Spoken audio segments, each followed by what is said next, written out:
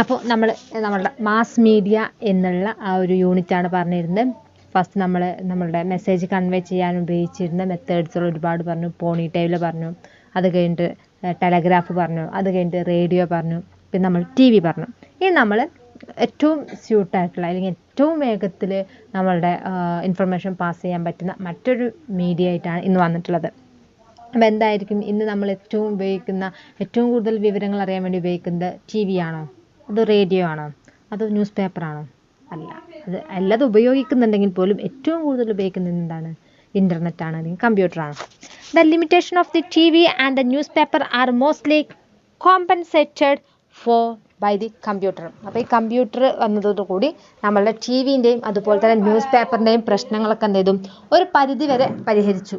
The computer as well as the internet has brought the world closer. അപ്പോൾ കമ്പ്യൂട്ടറൊക്കെ വന്നതോടുകൂടി നമുക്ക് എന്ത് ചെയ്തു? നമ്മളുടെ ലോകത്തിനോട് ഒന്നും കൂടി അടുത്തായിട്ട് എത്തി, അല്ലെങ്കിൽ എത്രയും പെട്ടെന്ന് ലോകത്തിലെ വിവരങ്ങൾ അറിയാവുന്ന ഒരു സമയത്ത് നമ്മൾ എന്ത് ചെയ്തു? കമ്പ്യൂട്ടറിൻ്റെ ഇൻവെൻഷനോട് എത്തിച്ചേർന്നു. Here are a few headlines, read them. ഇപ്പോൾ ഒരു ന്യൂസ് പേപ്പറിലുള്ള കുറച്ച് ഹെഡ്ലൈൻസ് ആണ് ഒന്ന് നോക്കാം. First one, computerized irrigation soon in India. Irrigation, കൃഷിയിൽ എന്ത് ചെയ്തു? കമ്പ്യൂട്ടർ ഉപയോഗിക്കൽ തുടങ്ങി എന്നുള്ള അർത്ഥത്തിൽ കൃഷിയിൽ കമ്പ്യൂട്ടറിൻ്റെ സ്വാധീനമാണ് പറഞ്ഞത്.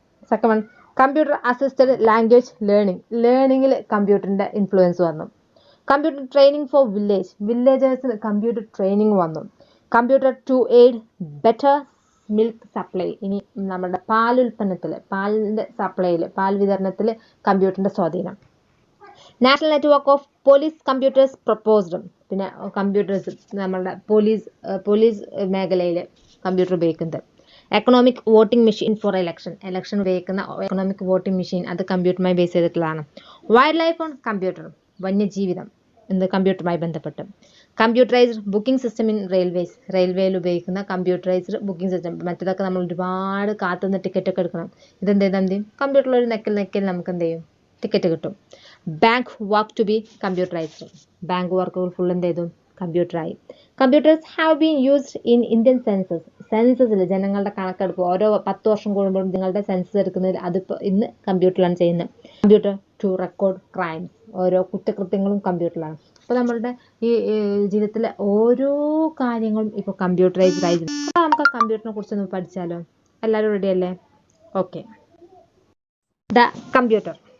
The computer has become a part of the media only in recent years.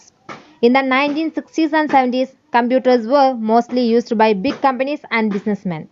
Very few people could buy a computer to be used at home. The computer has become a part of the media only in recent years. ഈ അടുത്ത കാലത്താണ് computer ഏറ്റവും കൂടുതൽ ഉപയോഗിക്കാൻ തുടങ്ങിയത്. ഇപ്പോൾ ഇന്ന് തന്നെ നിങ്ങൾക്കറിയാം, ഇപ്പം ഇന്ന് തന്നെ നമ്മൾ കാര്യങ്ങളൊക്കെ അറിയുന്നതാണ് ഫോണും ഒരു കമ്പ്യൂട്ടറിൻ്റെ മറ്റൊരു രൂപമാണ്. അപ്പോൾ നമ്മൾ ഈ അടുത്ത കാലത്തായിട്ടാണ് കമ്പ്യൂട്ടറിൻ്റെ ഉപയോഗം ഏറ്റവും കൂടുതൽ കൂടിയത്. In the 1960s and 70s, computers were mostly used by big companies and businessmen. 1960-70 കാലഘട്ടത്തൊക്കെ computer ഉപയോഗിച്ചിരുന്ന വലിയ വലിയ ബിസിനസ്മാനും അതുപോലെ തന്നെ കമ്പനീസും മാത്രമാണ്. Very few people could buy a computer to be used at home. വളരെ റയറായിട്ട് മാത്രമാണ് വീട്ടിൽ കമ്പ്യൂട്ടറുള്ള ആളുകൾ ഉണ്ടായിരുന്നുള്ളൂ. In the 1980s and 90s, there was an incredible growth in computer sales. പക്ഷേ 1980-90 ആയപ്പോൾ തന്നെ കമ്പ്യൂട്ടറിൻ്റെ വിൽപ്പനയിൽ ഒരു വലിയൊരു മാറ്റം തന്നെ സംഭവിച്ചു. The popularity of the internet, the world wide web and the email have made computers inevitable in the modern world. കമ്പ്യൂട്ടറിൻ്റെ സെയിൽസ് കൂടാനുള്ള കാരണം എന്താണെന്ന് വെച്ചിട്ടുണ്ടെങ്കിൽ, ഒന്ന് ഇൻ്റർനെറ്റ് ആയിരുന്നു, ഒന്ന് വേൾഡ് വൈഡ് വെബ് ആയിരുന്നു, അതുപോലെ തന്നെ ഇമെയിലാണ്. ഈ 3 വന്നതോടു കൂടിയാണ് കമ്പ്യൂട്ടറിൻ്റെ സെയിലിൽ വളരെ വേഗത്തിൽ മാറ്റം ഉണ്ടാകാൻ തുടങ്ങിയത്. Have you ever thought about the advantages of the internet? നിങ്ങൾ എപ്പോഴെങ്കിലും ഇൻ്റർനെറ്റിൻ്റെ അഡ്വാൻറ്റേജസ് ഓർത്തിട്ടുണ്ടോ? ഇപ്പോൾ ഇന്ന് നിങ്ങൾ ക്ലാസ് കാണുന്നത് പോലും ഇൻ്റർനെറ്റിൻ്റെ ഒരു അഡ്വാൻറ്റേജ് ആണ്. ഇപ്പോൾ ടീച്ചർ ഒരു ഭാഗത്തിരുന്ന് ക്ലാസ് എടുക്കുന്നു, നിങ്ങൾ പല ഭാഗത്തുള്ള വീട്ടിലുള്ള കുട്ടികളാണ്, പല ഭാഗത്ത് അല്ലെങ്കിൽ പല വീട്ടിൽ നിന്ന് വരുന്നവരാണ്, പല ഭാഗത്ത് താമസിക്കുന്നവരാണ്. അവരൊക്കെ ഇത് അറിയുന്നത് എന്തുകൊണ്ടാണ്? ഇൻ്റർനെറ്റിൻ്റെ ഒരു ഉപയോഗം കൊണ്ടാണ്. അപ്പോൾ ഇൻ്റർനെറ്റിൻ്റെ അഡ്വാൻറ്റേജ് പറഞ്ഞാൽ വളരെ വലുതാണ്. It helps millions of people to communicate with each other quickly and cheaply. വളരെ പൈസ കുറഞ്ഞ് ചീപ്പായി, ചീപ്പ് മീൻസ് വളരെ വില കുറഞ്ഞിട്ട്, അതുപോലെ തന്നെ പെട്ടെന്ന് തന്നെ ലോകത്തിൽ നാനാഭാഗത്തുള്ള ആളുകൾക്കും എത്തിക്കുന്ന ഒരു സംവിധാനമാണ് എന്ത്, internet. Moreover it enables quick access to knowledge. അതുപോലെ തന്നെ പെട്ടെന്ന് തന്നെ എന്ത് ചെയ്യാം, വിവരങ്ങളൊക്കെ കൈമാറാൻ നമുക്ക് എന്തുപയോഗിക്കാം, കമ്പ്യൂട്ടർ ഉപയോഗിക്കാം, അല്ലെങ്കിൽ ഇന്റർനെറ്റ് ഉപയോഗിക്കാം. How did man come to invent the computer? എങ്ങനെയൊക്കെ ഈ കമ്പ്യൂട്ടർ മനുഷ്യന്മാർ കണ്ടെത്തിയിട്ടുണ്ടാവുക? Man learn to count long ago. തുടക്കം ഒരു കൗണ്ടിങ്ങിലാണ്. കൗണ്ടിങ് മീൻസ് എന്താണ്, എണ്ണലിലാണ് നമ്മുടെ കമ്പ്യൂട്ടർ ഇൻവെൻഷൻ ആദ്യമായിട്ട് തുടങ്ങുന്നത്. But the first calculating device he invented seems to have been the abacus. ഫസ്റ്റത്തെ കാൽക്കുലേറ്റിംഗ് മെഷീൻ എന്ന് പറഞ്ഞെങ്കിൽ അബാക്കസ് ആണ്. അപ്പോൾ അബാക്കസ് നിങ്ങളെ പരിചയപ്പെടുത്തേണ്ട ആവശ്യം ടീച്ചർക്ക് ഉണ്ടാവില്ല, കാരണം നിങ്ങൾ എന്താണ്, സ്കൂളിലായിരുന്ന സമയത്തും ഇപ്പോഴും അബാക്കസ് ഉപയോഗിക്കുന്നതാണ്. അപ്പോൾ അബാക്കസ് എങ്ങനെയാണെന്നൊക്കെ നിങ്ങൾക്ക് കൃത്യമായിട്ട് അറിയണ്ടാവും. It is a wooden frame with horizontal rods and wires carrying beads. ഒരു മരം കൊണ്ടുണ്ടാക്കിയ ഒരു ഫ്രെയിമിൻ്റെ ഉള്ളിൽ എന്താണ്, ഒരു ചിലപ്പോൾ ഒരു വുഡൻ കൊണ്ടായിരിക്കും. വുഡ് മീൻസ് ഒന്നല്ലെങ്കിൽ ഒരു മരം കൊണ്ട്, അല്ലെങ്കിൽ ഒരു കമ്പി കൊണ്ടുണ്ടാക്കിയ ഒരു കുത്തനെ എന്തുണ്ട്, കുറച്ച് വരകൾ അല്ലെങ്കിൽ കുത്തനെ എന്ത് ചെയ്തിട്ടുണ്ട്, കമ്പി കുത്തി വെച്ചിട്ടുണ്ട്. അതിൻ്റെ മുകളിൽ എന്തുണ്ട്, ബ്രീഡ്സ് ഉണ്ട്, കുറച്ച് മുത്തുകളുണ്ട്. The counting is done by moving the beads. ആ ബീഡ് എന്താണ്, മൂവ് ചെയ്യുമ്പോഴാണ് എന്ത് ചെയ്യുന്നത്, കൗണ്ടിങ് നടക്കുന്നത്.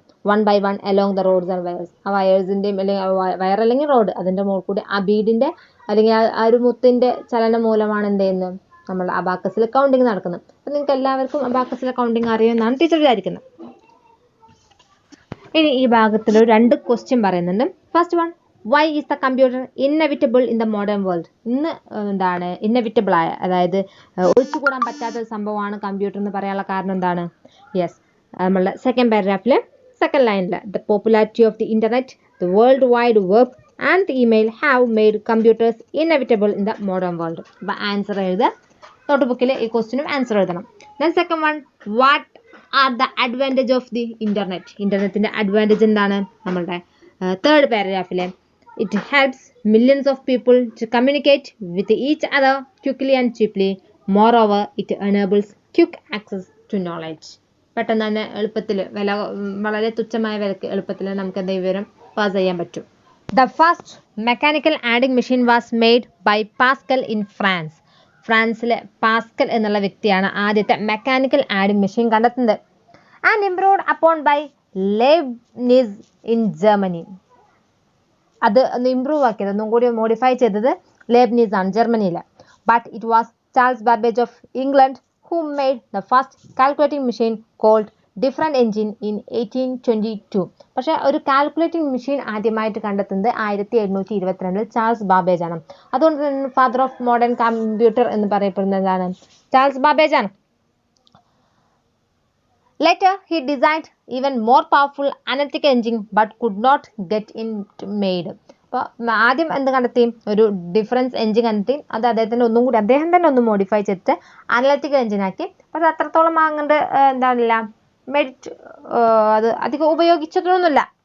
It's basic design is remarkably similar to the modern electronic computer. പക്ഷെ അദ്ദേഹത്തിന് പ്രത്യേകത എന്ന് വെച്ചിട്ടുണ്ടെങ്കിൽ അദ്ദേഹം ഉണ്ടാക്കിയ കാൽക്കുലേറ്റിംഗ് മെഷീൻ ഇന്ന് കാണുന്ന കമ്പ്യൂട്ടറിൻ്റെ ഏതാണ്ട് രൂപം ഉണ്ടായിരുന്നു. അതുകൊണ്ടാണ് ഫാദർ ഓഫ് കമ്പ്യൂട്ടർ എന്നുള്ളത് ചാൾസ് ബാബേജ് പറയാനുള്ള കാരണം. അദ്ദേഹം കണ്ടെത്തിയത് എന്താണ്, ആദ്യം ഡിഫറൻസ് എഞ്ചിൻ കണ്ടെത്തി, അത് പിന്നെ അനലിറ്റിക്കൽ എഞ്ചിൻ ആക്കി. ആ അനലിറ്റിക്കൽ എഞ്ചിൻ ഇപ്പോഴത്തെ കമ്പ്യൂട്ടറിൻ്റെ ഒരു ഷേപ്പ് ഉണ്ടായിരുന്നു. The processing of data with mechanical machine started with the 1890 US census. 1890 US സെൻസസിലാണ് ഈ ഒരു data processing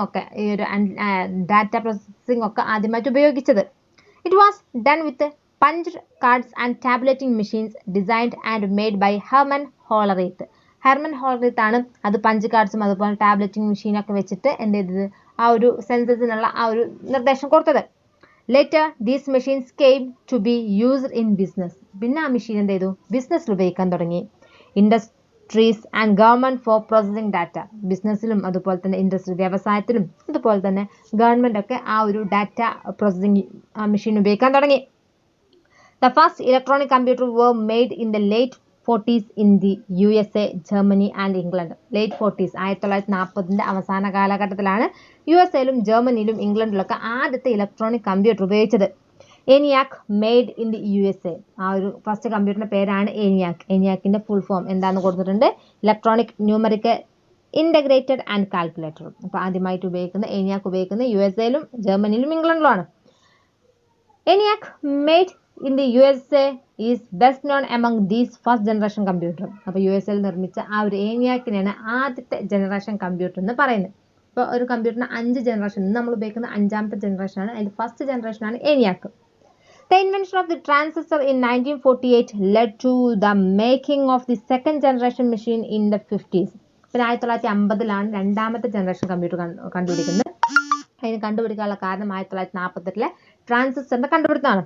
Then came the third generation in the 60s. 1960ൽ മൂന്നാമത്തെ ജനറേഷനായി with the machines using integrated circuit, IC chip ഒക്കെ ഉപയോഗിച്ചുള്ള കമ്പ്യൂട്ടറാണ് മൂന്നാമത്തെ generation എന്ന് പറയുന്നത്.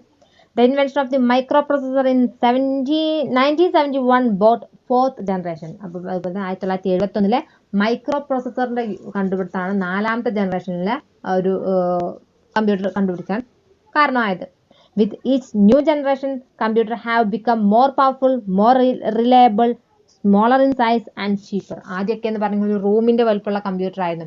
ഓരോ generation കഴിയുന്തോറും എന്ത് ചെയ്യാണ്, അതിന്റെ പവർ കൂടുന്നു, അതുപോലെ തന്നെ മോർ റിലയബിൾ, ഒന്നും കൂടി വിശ്വസ്തത കൂടുന്നു, അതുപോലെ തന്നെ സ്മോളർ ഇൻ സൈസ് കുറയുന്നു, ആൻഡ് ചീപ്പർ, വിലയും കുറയുന്നു.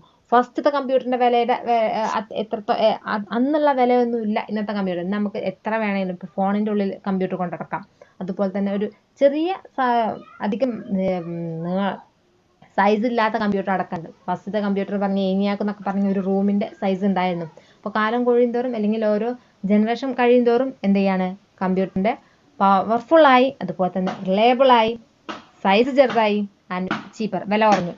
The fifth generation promised by the Japanese is yet to come. അപ്പോൾ ഇന്ന് നമ്മൾ ഉപയോഗിക്കുന്നത് ഇതാണ്, ഫിഫ്ത്ത് ജനറേഷൻ ആണ്. അത് പ്രോമിസ് ചെയ്ത് ജപ്പാനീസ് ആണ്. ഈ ഒരു ഭാഗത്തിന്റെ 3 ക്വസ്റ്റ്യൻ ഉണ്ട്.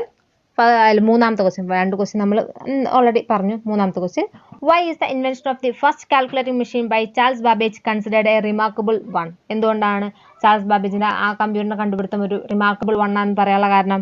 Yes, it's basic design is remarkably similar to the modern electronic computer. നമ്മളുടെ ആ ഒരു ഈ ഒരു സ്ലൈഡിലെ ഫസ്റ്റ് പാരഗ്രാഫിന്റെ അവസാനത്തെ വരി, it's basic design is remarkable similar to the modern electronic computer. Modern electronic കമ്പ്യൂട്ടറിന്റെ പോലെ ഉണ്ടായിരുന്നു അദ്ദേഹത്തിന്റെ ആ ഒരു ചാൾസ് ബാബേജിന്റെ കമ്പ്യൂട്ടറിന്റെ ഒരു design. Then fourth one, what is the role of Hermann Hollerith in improving the design of computer? എന്തായിരുന്നു Hermann ഹോളറിത്തിന്റെ ആ ഒരു കമ്പ്യൂട്ടറിന്റെ കണ്ടുപിടുത്തത്തിലുണ്ടായ ഒരു പ്രാധാന്യം എന്തായിരുന്നു? The processing of data with mechanical machines started with 1980 US census. It was done by punched cards and tabulating machine designed and made by Hermann Hollerith. നമ്മൾ ഈ ഒരു സ്ലൈഡിലെ രണ്ടാമത്തെ പാരഗ്രാഫിലെ ഫസ്റ്റത്തെ ആ ഒരു 4 വരി.